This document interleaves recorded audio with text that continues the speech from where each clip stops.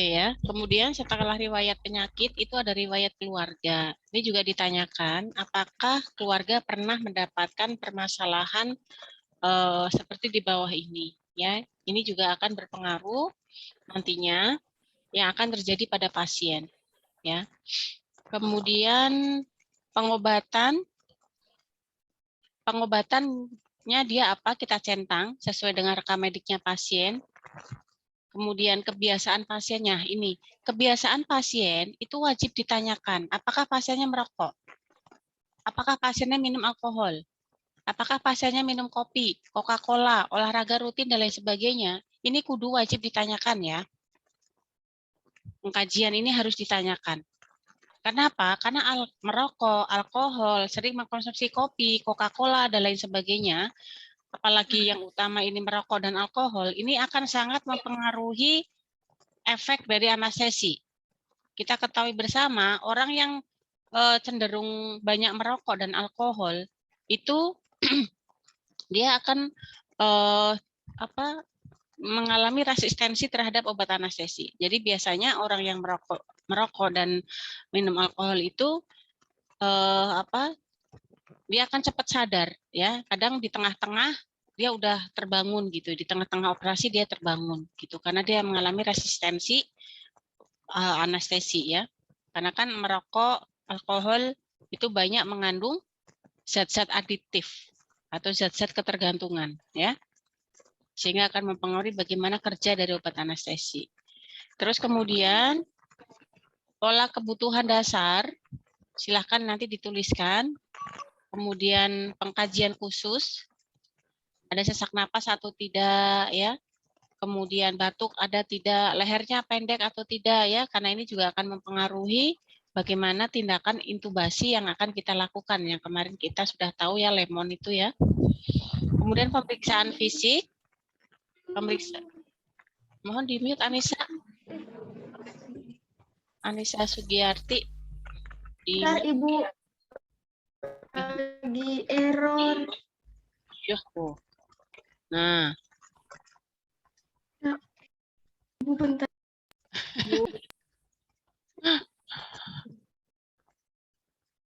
Oke.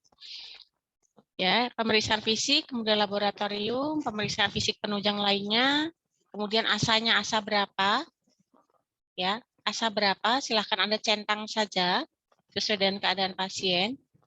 Kemudian adakah penyulit anestesi lainnya, tulis. Kalau misalnya ternyata penyulit anestesi kira-kira pasiennya mengalami obesitas, ya gitu, ya silahkan ditulis. Atau pasiennya lehernya pendek misalnya, tinggal silahkan ditulis. Nah, ini beberapa masalah kesehatan yang nanti harus teman-teman isi pada pengkajian pre-anestesi. Apakah ada cemas? Apakah risiko cedera anestesi? Apakah ada nyeri pre-op atau preoperasi dan lainnya? Silahkan dituliskan. Ya. Terus kemudian perencanaan anestesi.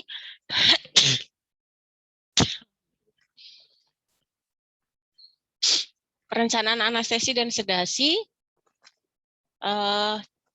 sama ya, tinggal dituliskan apakah dia pakai sedasinya apa, general anestesinya apa, regional atau epidural ataupun blok kaudal atau blok perifer, silahkan Anda pilih sesuai dengan kondisi pasien nanti. Kemudian ini tinggal dicentang-centang aja ya. Nah, implementasi pra anestesi itu persiapannya apa?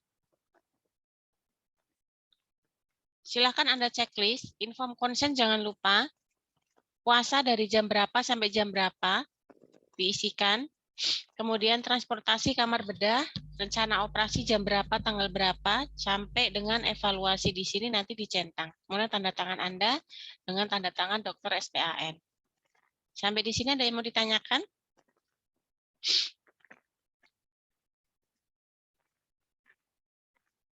Cukup jelas ya untuk format saya kira ya, nanti tinggal menyesuaikan saja.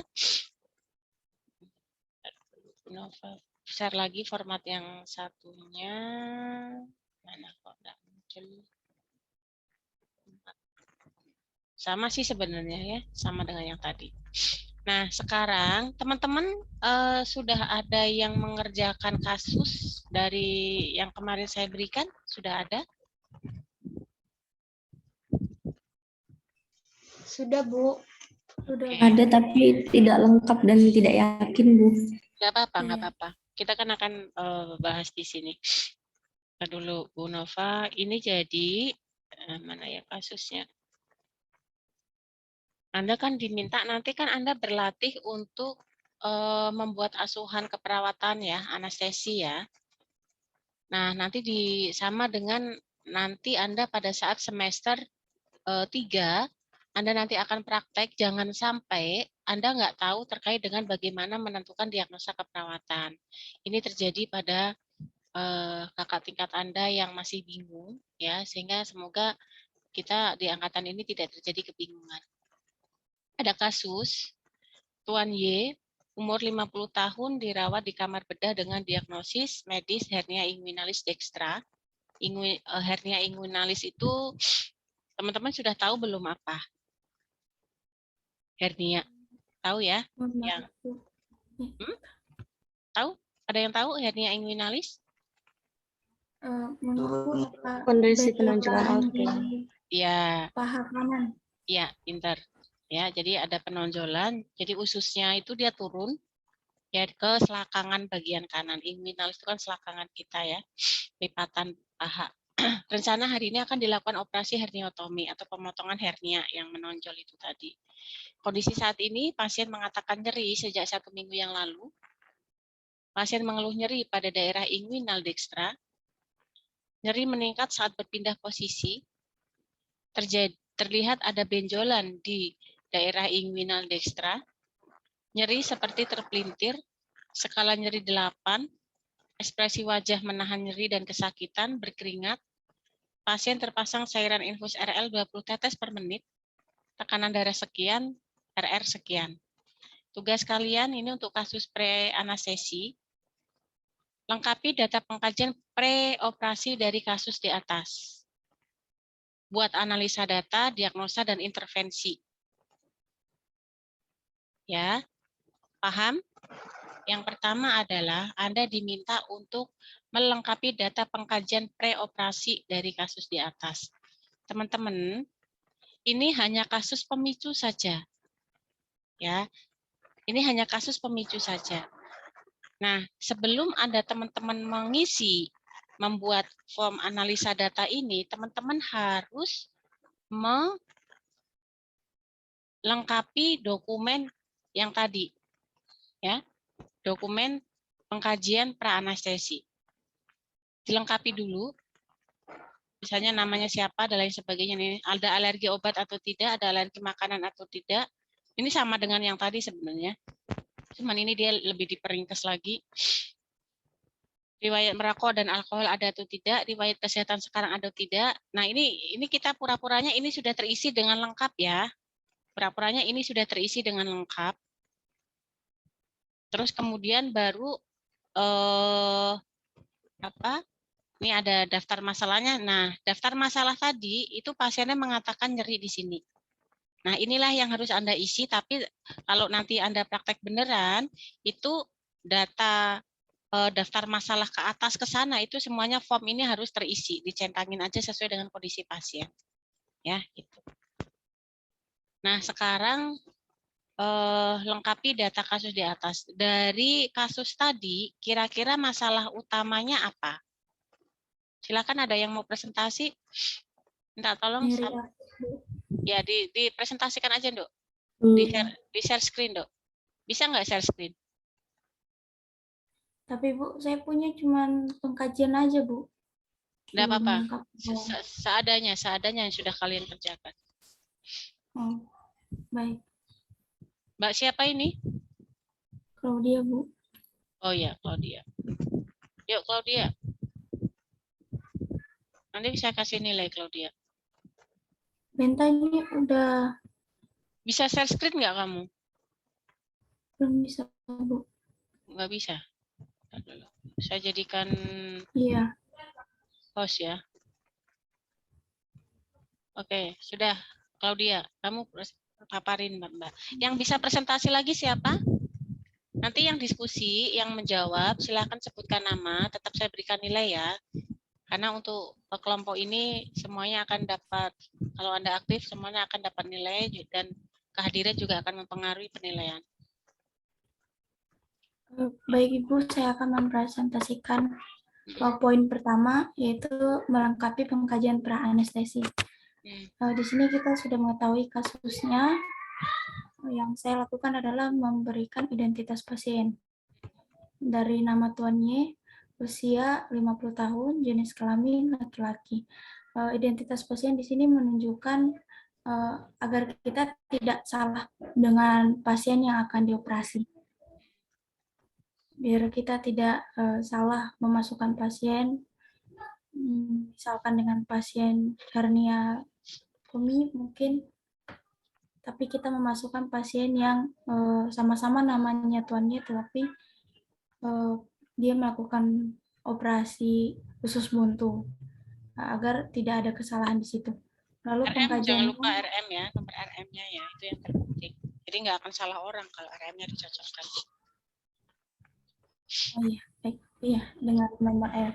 Pengkajiannya keluhan utama adalah nyeri akut. Di sini ada data subjektifnya. Data subjektifnya menggunakan teknik wawancara, sehingga pasien mengatakan pertama, pasien mengatakan nyeri sejak 1 minggu yang lalu. Lalu yang kedua, pasien mengeluh nyeri pada daerah inguinal.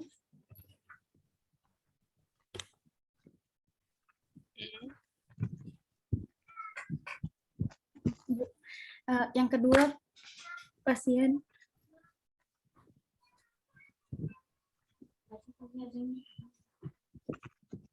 Gimana, Mbak?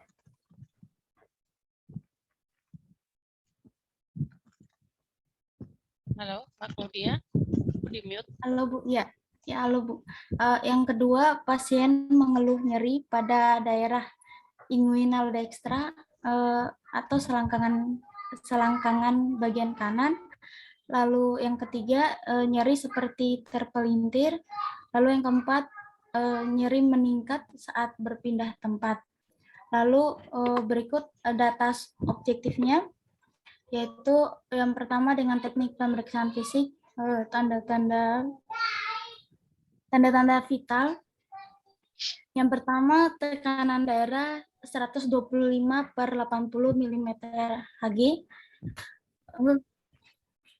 nadi 99 kali per menit, Bu, dan suhunya 37 derajat Celcius, dan respirasi rate atau nilai respirasinya mengembang dan mengempisnya paru-paru 24 kali per menit.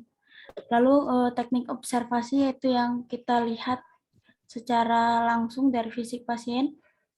Pertama, ekspresi wajah pasien menahan nyeri, merasa kesakitan, dan pasien berkeringat. Lalu yang kedua, melakukan pemeriksaan menggunakan skala nyeri 0-8 pada pasien, dan hasil akhir pasien merasakan nyeri dengan skor 8. Lalu yang ketiga, terlihat ada benjolan di daerah inguinal dextra atau selangkangan kanan, Bu. Ya, baik, ini hasil pengkajiannya. Ya, terima kasih Claudia. Bisa ya. Oke, pendapat lain ada yang mau mempresentasikan lagi? Ini Fadila, Ibu. Oke, silakan Fadila. Claudia kelas apa ya, Dok? Kelas A ya, Dok? Kelas A, Bu. Oke. Silakan Fadila kelas B, Ibu. Ya. Oke, silakan, Dok. Fadila sudah saya jadikan host. Ya.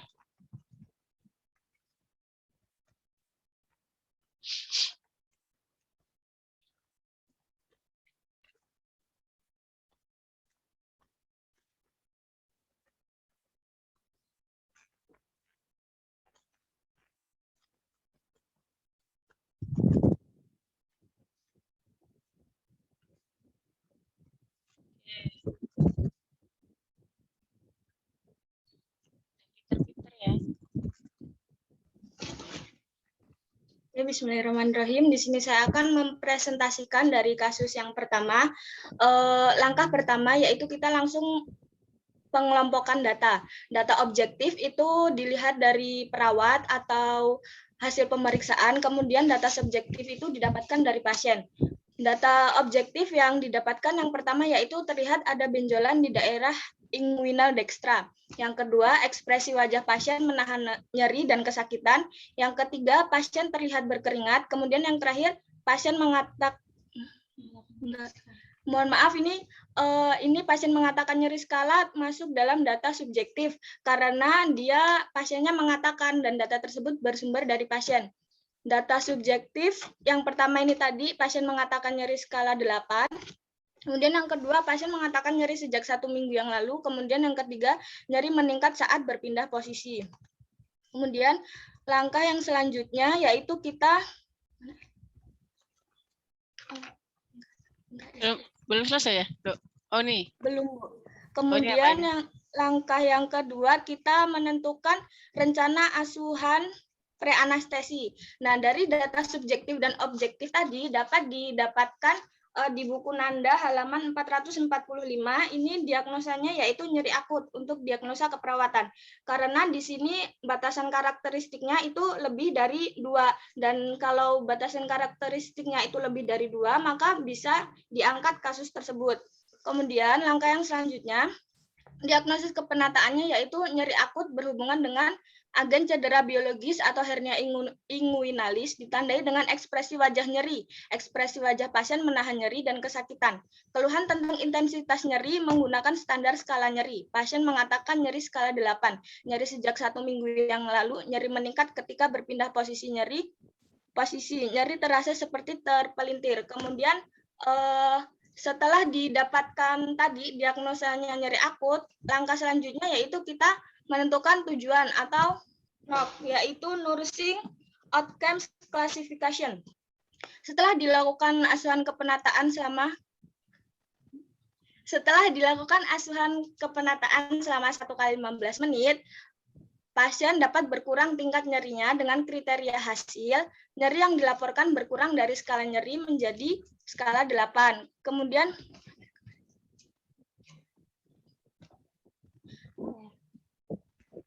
HR pasien dari hitungan tadi 99 kali per menit menjadi 85 sampai 90 kali per menit. Karena yang kita ketahui tekanan nadi normal itu 60 sampai 90 kali per menit. Kemudian respirasi pasien dari 24 kali per menit menjadi 20 kali per menit. Kemudian yang selanjutnya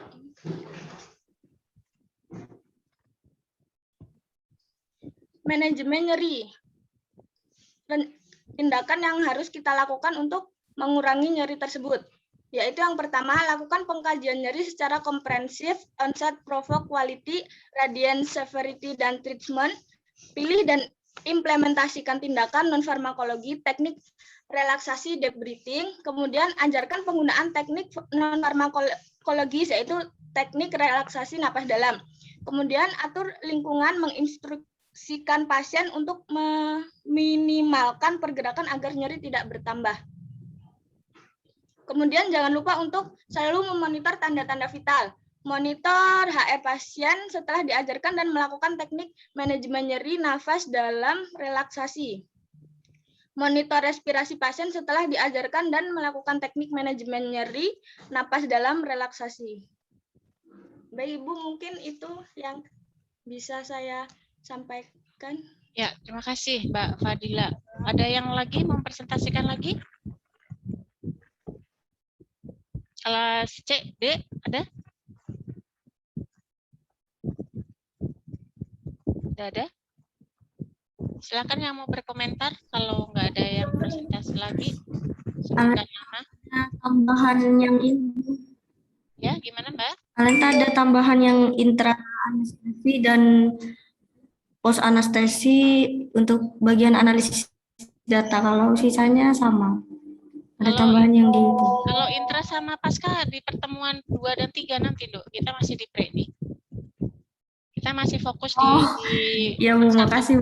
Nanti untuk yang nomor 2, nomor 3. Oh ya Bu, Ananta kira semua. Oh, semua. Mau semua. Nanti dikerjainnya nanti pada saat Bu, enggak Bu. pertemuan kedua ketiga ya. Ya, makasih Bu. Oke, ada lagi yang mau berkomentar? Ada, silahkan. Kalau nggak ada, saya nanti sebutkan nama yang mau berkomentar, ada koreksi.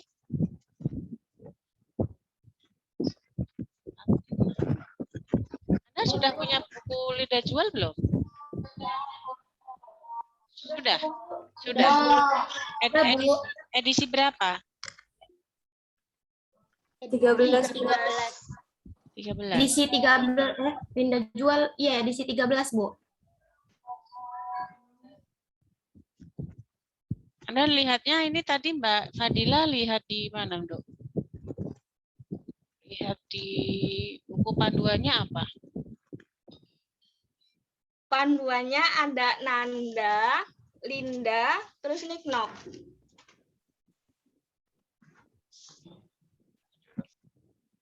Coba lihatkan yang lidah jual.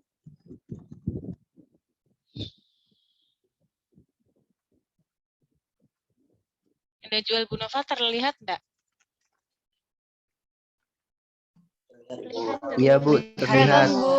Lidah jual yang kalian punya in Indonesia or in English?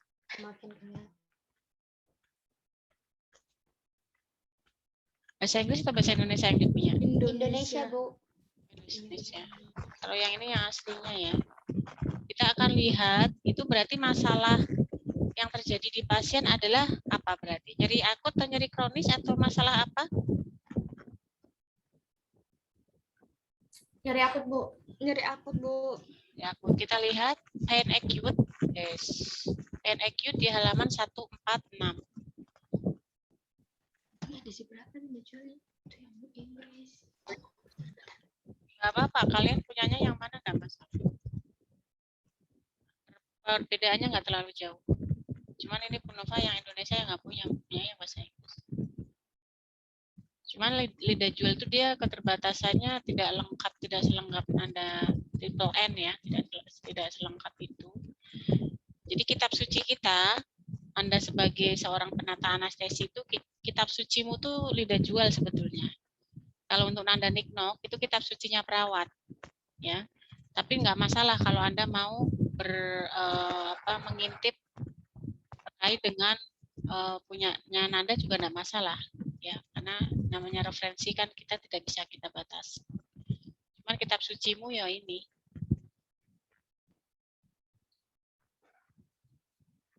Halaman 146.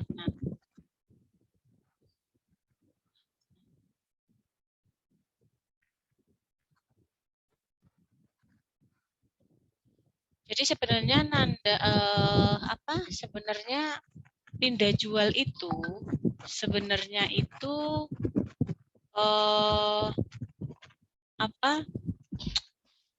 diambil juga dari Nanda sebenarnya. Cuman dia mempunyai suatu perkumpulan sendiri gitu. Jadi kalau Nanda itu kan North American Nursing Diagnosis Association ya. Jadi dia perkumpulan perawat-perawat yang ada di Amerika Utara, dia menyusun diagnosis keperawatan. Nah, dari lidah jual ini dia sebenarnya merujuk kepada Nanda juga ya. Jadi sama bentuknya seperti Nanda, Anda baca di sini.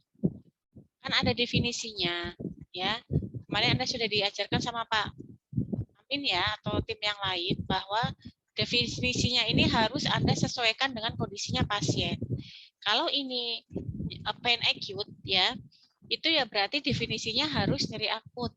Artinya sesuai dengan definisinya adalah suatu perasaan yang tidak nyaman. Ya, perasaan sensori yang dirasakan baik itu udah emosional juga, akut dan potensial terjadi suatu kerusakan yang terjadi dengan durasi kurang dari 6 bulan. Ya, kalau yang nyeri kronik berarti seperti kanker kayak gitu sudah terjadi lebih dari 6 bulan baru Anda memilih itu. Nah, definisi karakteristiknya di sini harus kalian sesuaikan dengan yang ada di pasien. Ya, nyerinya itu apa? Ya, harus disesuaikan. Nah, terus kemudian di sini memang kalau untuk yang ini intervensinya ya, intervensinya di sini ini cuman dia bahasa Inggris. Cuman kalau yang bahasa Inggris itu dia akan lebih lengkap. Jadi ada yang untuk anak-anak. Kalau anak-anak itu harus bagaimana ya, dari perusia itu harus bagaimana itu ya. Tadi yang sudah disampaikan kalau untuk yang nyeri maternitas atau maternal itu dia harus bagaimana. Itu enaknya seperti itu kalau di mana di Linda Juan ya. Terus kemudian nah, untuk mengurangi rasa nyeri secara analgesik ini harus bagaimana? Ini semuanya sebenarnya lengkap ya kalau di sini. Kalau kalian mau nanti Bu Nova share. Tapi ini bahasa Inggris, tapi lengkap banget ya, lengkap banget gitu. Tapi kalau tadi Anda sudah pakai yang nanda itu saya kira tidak ada masalah ya. Ada yang mau berkomentar silahkan.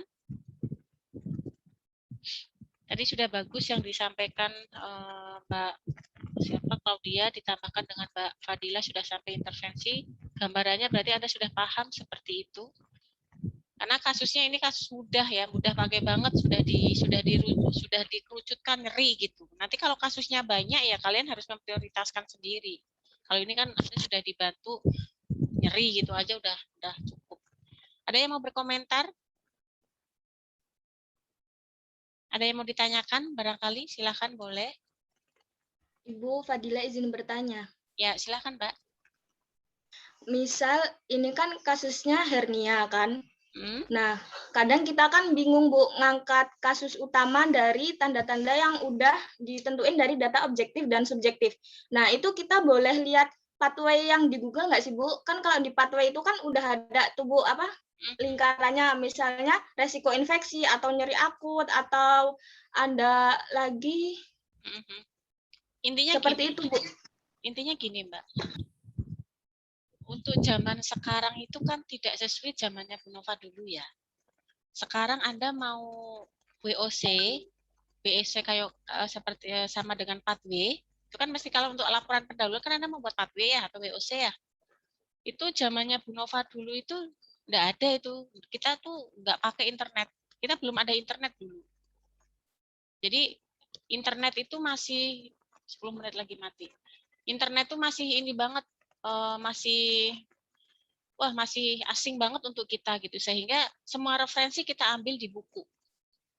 Kita membuat pathway itu minimal ada 5 buku patofisiologi, Mbak.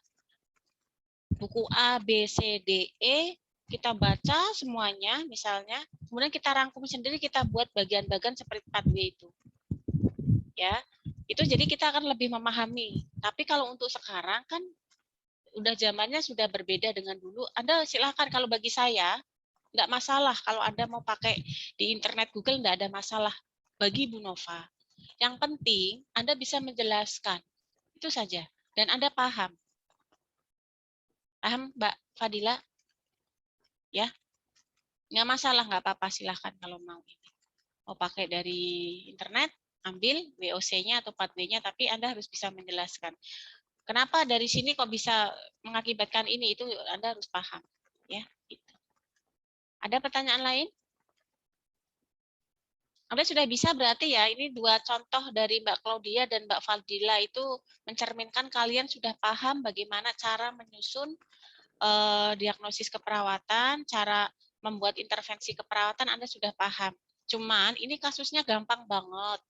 Ya, semoga sih dengan gampangnya kasus itu akan mempermudah Anda gitu. Ada yang mau berkomentar lagi? Nggak ada? Bisa jelas? Sudah jelas ya? Nanti kita pertemuan berikutnya lagi di intraanestesi. Silakan dibuat secara kelompok saja, salah satu silakan Anda membuat. Yang penting dipresentasikan, nanti siapa yang presentasi itu yang dapat nilai, siapa yang diskusi itu yang dapat nilai gitu aja. Anda kehadir aja sudah dapat poin nilai untuk saya, ditambah dengan Anda aktif diskusi itu akan menjadi tambahan poin yang bagus banget gitu ya. Oke, itu sebelum Bu Nova akhiri, Bu Nova absen dulu yang tadi belum ada. Yang belum ada itu tadi Fedri, sekarang Fedri sudah ada kelas A.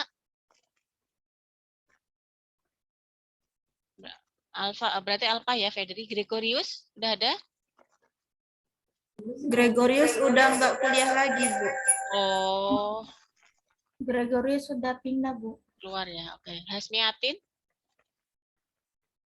Masih Alfa? Hasmiatin juga udah lama nggak ada kabarnya, Bu. Oke. Berarti tinggal Iya, Fedri. Bu, jarang ikut perkuliahan. Oke. Fedri juga Alfa? Apa ya? Fedri masih ada tapi ya, cuman ini Alfa ya. Oke. Aditya? Aditya, maaf. Dias. Dias yang masih Alfa tadi. Dia sudah hadir? Masih Alfa? Dia nggak hadir, Bu. Oke, Alfa ya. Kelas C udah masuk semua. Kelas D, Lutfi udah masuk Lutfi? Lutfi nggak ada. Al-Faqih? Yang hadir siapa nih? Suara siapa? Al-Faqih atau Lutfi? Al-Faqih, Bu. Oh, Al-Faqih. Oke. Lutfi masih Alfa ya. Sisilia? Udah ada Sisilia? Sisilia? Sisilia masih Alfa ya.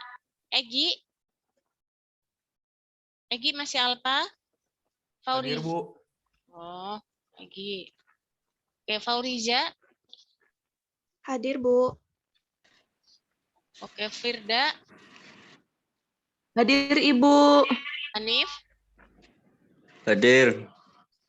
Hong Nuring? Hadir, Bu. Hong masuknya kelompok 2, Bu. Oh, oke. Oke, baik. Nilai sudah saya save.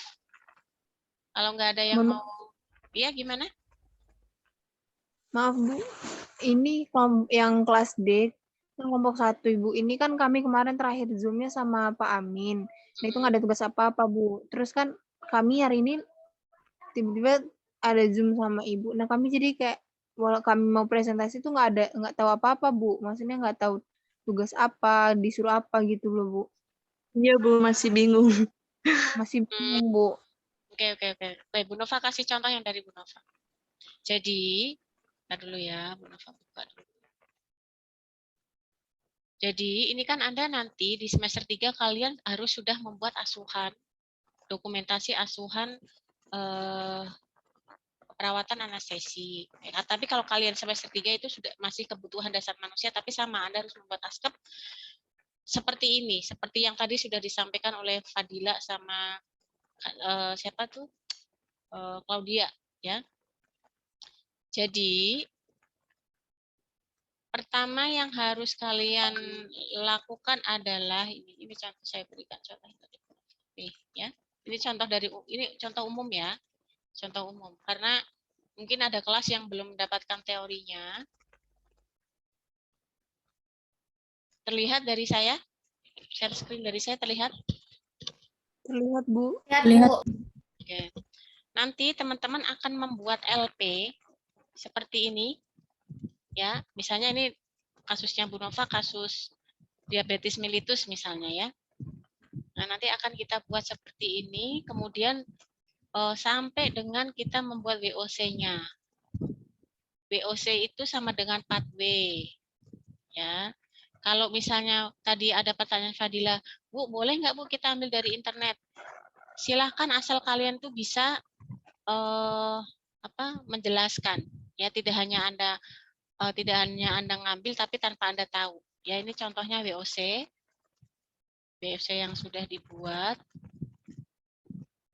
Ya. Nah, ini contoh yang sudah Bu Nova buat seperti ini. Terus kemudian sampai dengan nanti sesuai dengan teorinya itu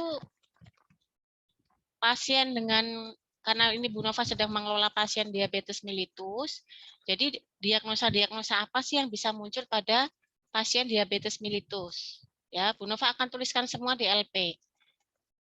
Intervensinya apa sih sesuai dengan teori? Nah, ini Bu Nova ambil masalah-masalah yang ada kaitannya dengan pasien Bu Nova.